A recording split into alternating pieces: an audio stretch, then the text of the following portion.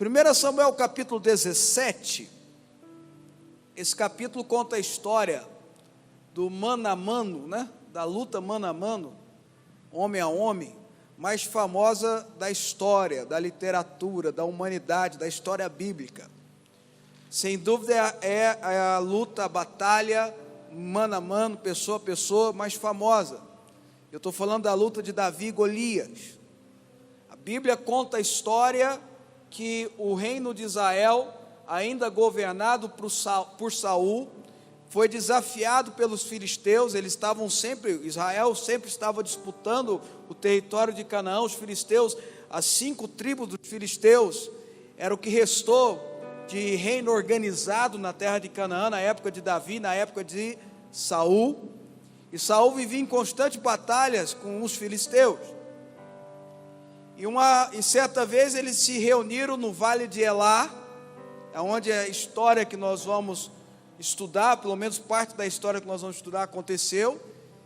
E nessa batalha, como era de costume no mundo antigo, um campeão de um lado desafia um campeão de um outro, um lutador desafia um lutador do outro, para que não houvesse tantas matanças. Quando tinha muitas guerras, muitas batalhas que haviam muitas mortes, às vezes recorriam a isso para que não houvesse tantas mortes. Vinha um lutador de um lado, um outro lutador de outro, e quem vencesse tinha ganhado a batalha. E os filisteus tomam a iniciativa, através do seu campeão, de um guerreiro conhecido como Golias, que tinha, a Bíblia fala a metragem, o seu tamanho em côvados, que era a metragem que tinha naquela época, o sistema métrico daquela época, mas que daria mais ou menos 2,80 metros de altura, ou seja, acho que nem existe pessoas desse tamanho mais, e era guerreiro desde a sua mocidade, um lutador desde a sua mocidade, vencia todas as disputas, todas as batalhas, era um grande campeão, um grande soldado, era tido como o descendente dos Anaquins, que eram os grandes gigantes daquela época. Enfim, Golias vem e desafia, e periodicamente, ou melhor dizendo, diariamente, fazia um desafio ao povo de Israel da mesma forma, dizendo: venha um de vocês lutar comigo, e aí quem ganhar, ganhou a batalha. E falava palavras pesadas, pejorativas, contra o exército de Israel, contra o povo de Israel, e principalmente contra Deus. E um dia, fazendo esses desafios, o que é melhor, ou melhor dizendo, o que é pior, ele nos seus desafios, ele conseguiu segurar um exército inteiro. Nos seus desafios ele conseguiu segurar não só Saul, Jonatas e todos os demais guerreiros, Abner, todos os grandes guerreiros da época, mas no seu desafio ele consegue segurar um exército inteiro. Eu estudei muito Samuel capítulo 17, eu gosto muito de pregar sobre esse texto, porque tem muita revelação, tem muita coisa bacana nesse texto. E uma das coisas que me chama mais atenção é que tem 4 versículos do capítulo 17 de Samuel para descrever o tamanho da armadura, o peso da armadura de Golias. Você veja o tamanho do medo do povo de Israel diante daquele gigante, diante daquele guerreiro. Quem escreveu o texto gastou 4 versículos para falar do tamanho da armadura, do peso. Ele fala do peso da ponta da lança. Veja o que o medo faz com a gente, veja o jeito que o medo nos inibe, não permite que a gente age, faz a gente ficar parado, imóvel diante das adversidades, diante dos problemas, diante das circunstâncias, faz a gente ficar parado, fez um exército. Então eu posso afirmar aqui para você que Golias estava vencendo a batalha mesmo antes de lutar. Golias estava vencendo a guerra mesmo antes de brigar. Ele estava vencendo um exército inteiro pelo poder de algo que o diabo muito usa contra todos nós: o poder da intimidação. O poder da intimidação. O diabo tem uma arma chamada intimidação que usa contra o povo de Deus. Deixa eu te explicar um negócio para você. Erroneamente, historicamente, ensinaram para a gente que a luta do bem e do mal, essa dicotomia é Deus e o diabo. Está errado. A luta não é contra Deus e o diabo. O diabo já tentou lutar contra Deus uma vez e dançou, perdeu. Foi jogado na terra. Ele sabe o fim da carreira dele, ele já leu a Bíblia. Diferente de alguns crentes, ele já leu a Bíblia toda. Ele sabe que na Bíblia está dizendo que ele vai ser condenado ao inferno. Ele sabe que o inferno foi preparado para ele. A luta do diabo não é contra Deus, essa luta ele já perdeu há muito tempo. A luta do diabo é contra a igreja do Senhor Jesus, é contra o povo de Deus. Essa é a luta do bem contra o mal. Vocês estão entendendo o que eu estou dizendo, amém ou não?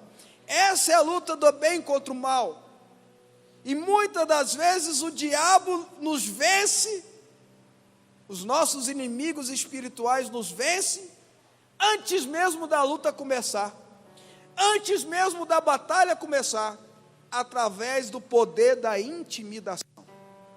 Mas um dia aquele Golias estava falando todos aqueles desaforos que ele costumeiramente falava.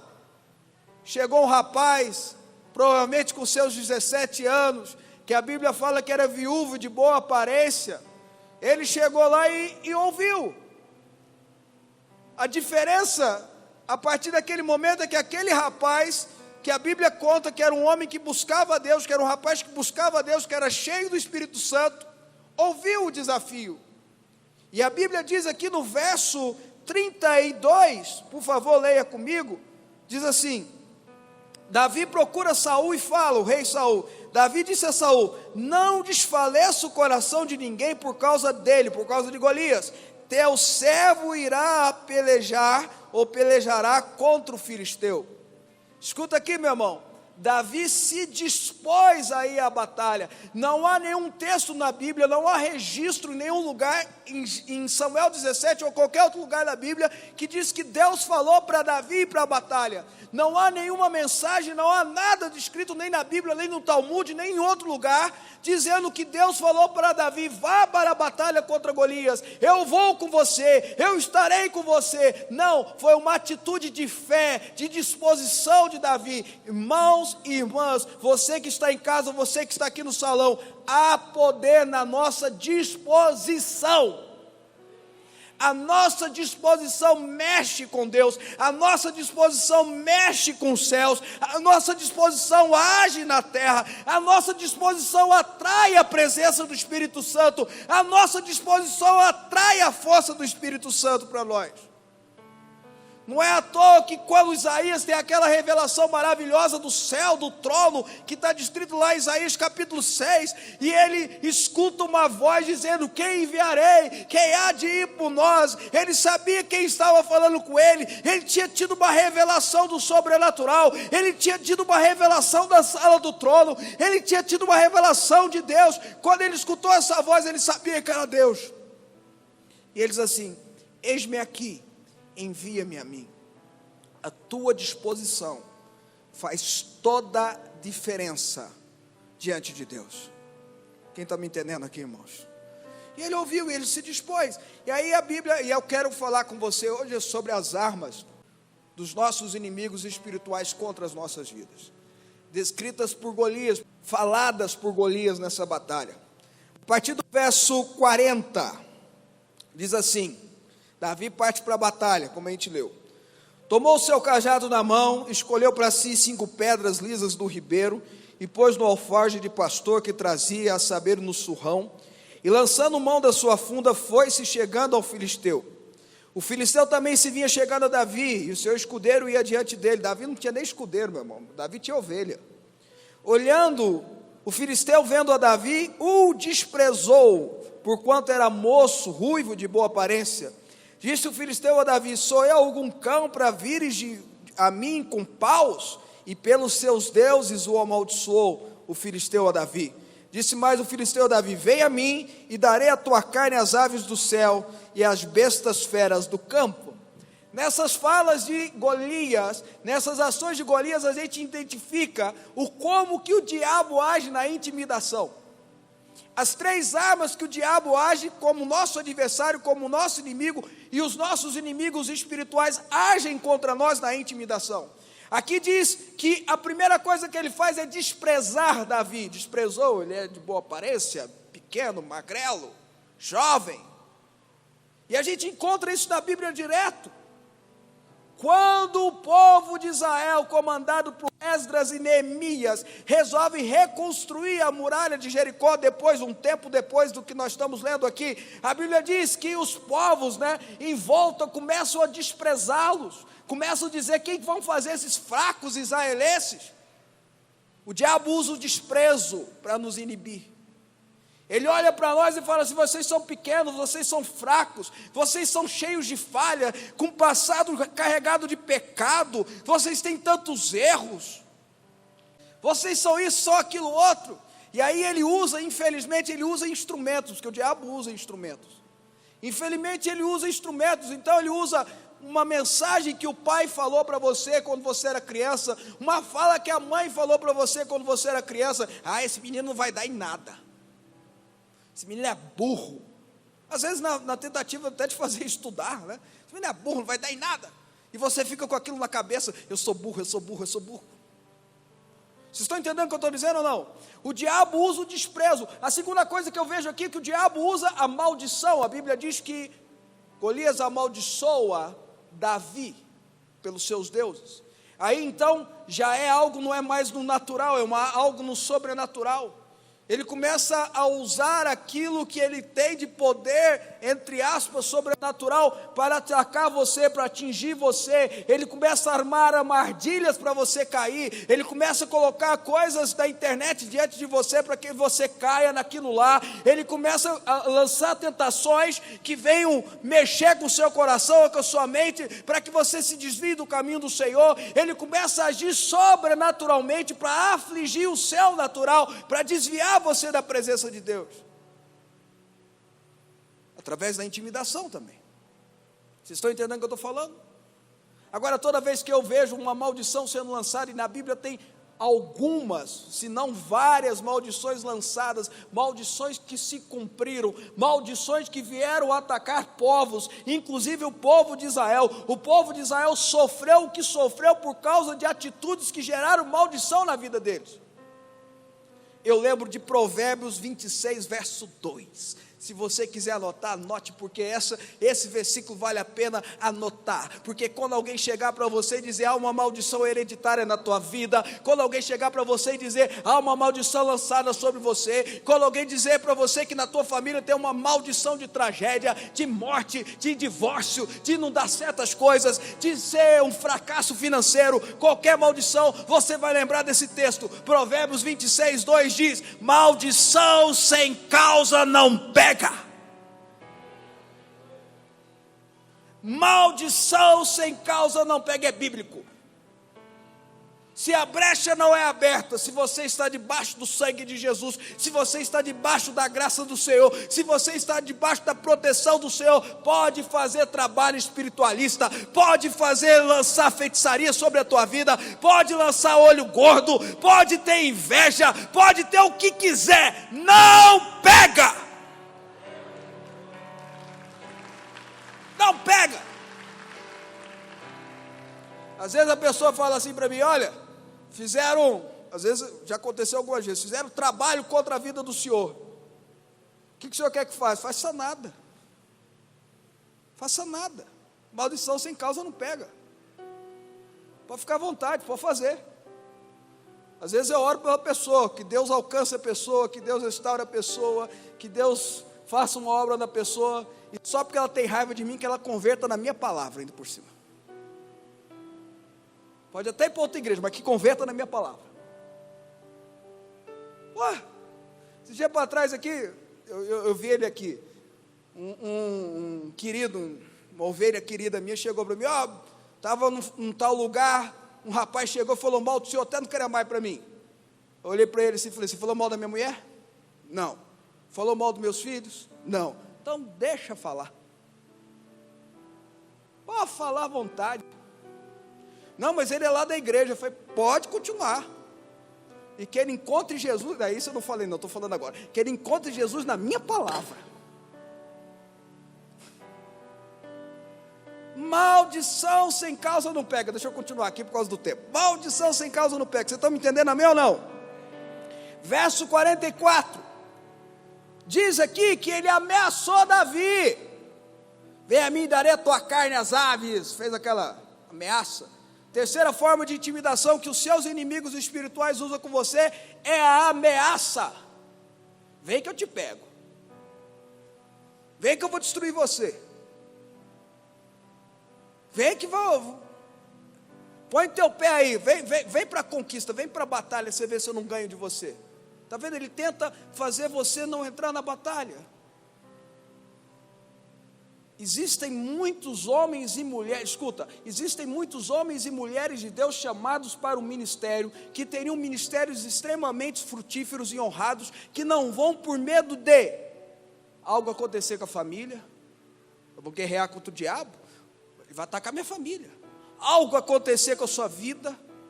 Ele vê o sofrimento de um pastor, de um homem, de uma mulher de Deus, pensa assim, poxa, eu não vou entrar nisso não, olha o caminho que é. Vocês estão entendendo o que eu estou falando ou não? Isso é o diabo te ameaçando. A bispa falou aqui na oração, se eu não me engano, nenhum fio de cabelo da sua cabeça cai, uma folha de uma árvore cai, e a Bíblia diz que as próprias aves estão debaixo do controle de Deus, e aí Jesus fala, vocês valem muito mais do que os pardais. Qual é a sua preocupação? Você vale muito mais do que os lírios do campo. Qual é a sua preocupação? Deus está no controle da sua vida. Deus está cuidando de você. Pode vir a ameaça que vier, Deus está cuidando de você.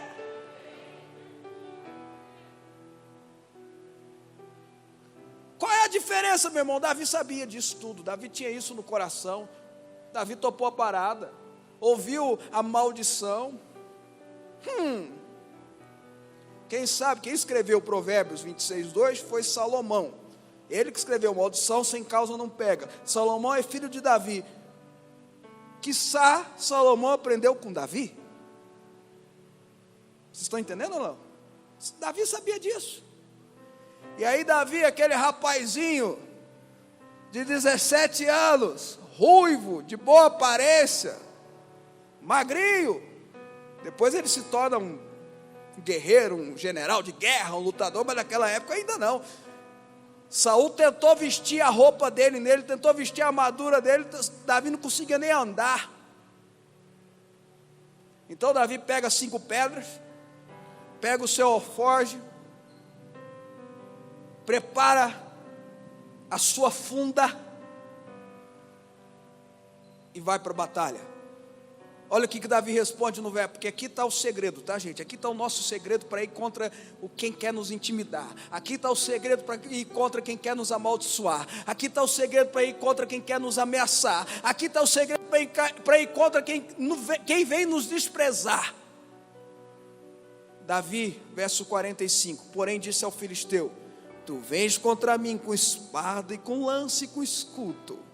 Eu, porém, vou contra ti em nome do Senhor dos Exércitos, o Deus de Israel, a quem tens afrontado. Hoje mesmo o Senhor te entregará nas minhas mãos. Ferir-te-ei e tirarei-te a cabeça, e aos cadáveres do arraial dos filisteus darei hoje mesmo as aves dos céus e as bestas feras da terra. E toda a terra saberá que há Deus em Israel. Saberá toda essa multidão que o Senhor salva, não com espada, está vendo aí, meu irmão? Não com lança, porque do Senhor é a guerra, e Ele vos entregará nas suas mãos, nas minhas mãos. Escuta, rapidinho aqui, 3 princípios interligados, que fizeram Davi vencer. Se Golias tentou vencer a batalha antes da luta, Davi venceu a batalha antes da luta. Golias queria vencer a batalha antes da luta através da intimidação. Davi venceu a batalha espiritualmente antes da luta. Porque Davi declarou 3 coisas, eu fiz aqui um resuminho. Eu vou em nome do Senhor. Você está vindo aí em teu nome, você está vindo em nome dos filisteus. Eu não estou em nome de Israel, eu estou no nome do Senhor, Deus Todo-Poderoso. Segunda coisa, ele disse ao filisteu, o Senhor te entregará nas minhas mãos. Ele não disse vai ser a minha pedrinha na tua testa.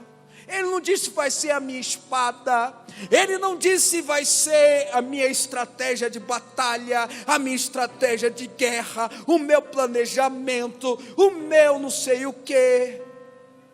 Ele disse assim: o Senhor vai te entregar nas minhas mãos. Ele jogou para Deus, ele atribuiu para Deus. Ele estava dizendo ali, sabe o que, meu irmão? Eu vou vencer e a vitória quem vai ter dado é Deus. Não vai ser o Davizinho aqui, vai ser Deus que vai ter vencido. Se não fosse Deus, eu estaria enrolado. Mas porque Deus está comigo, o Senhor te entregará nas minhas mãos. E a terceira coisa, toda a terra saberá que há Deus em Israel. Toda essa, ele fala, né? Davi fala, toda essa multidão aqui, ó. Ele joga, imagino eu, no Vale de Elá. Nós estivemos no Vale de Elá, eu e a bispa. Quem já foi em Israel já deve ter ido lá também. É um vale grande. Então imagina-se que os filisteus estavam de um lado, os israelitas de outro, e a batalha assim embaixo. Então Davi olha para o lado, toda essa multidão aqui, toda essa multidão aqui, e toda a terra saberá, toda a terra saberá que há Deus em Israel. Toda a terra saberá que há Deus na minha igreja. Toda a terra saberá que há um Deus na minha família. Toda a terra saberá que há um Deus na minha casa. Toda a terra saberá que há um Deus nos meus negócios. Toda a terra saberá que há um Deus através da minha vida. Hoje mesmo o Senhor te entregará nas minhas mãos. Aí Golias deve ter ficado bufando, né? Ele parte com a lança dele. Davi pega uma pedra. Vocês entendem que não era Davi, era Deus? Vocês entendem? Dá para a gente raciocinar aqui. O capacete de Golias, ele era um elmo, né? E ele tinha um espaço curto na testa.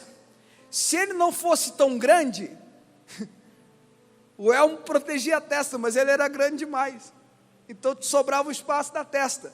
Davi gira, encrava na testa. Golias cai no chão, fica tonto, buf. Cai desacordado. Ele não morreu com a pedrada, ele cai desacordado.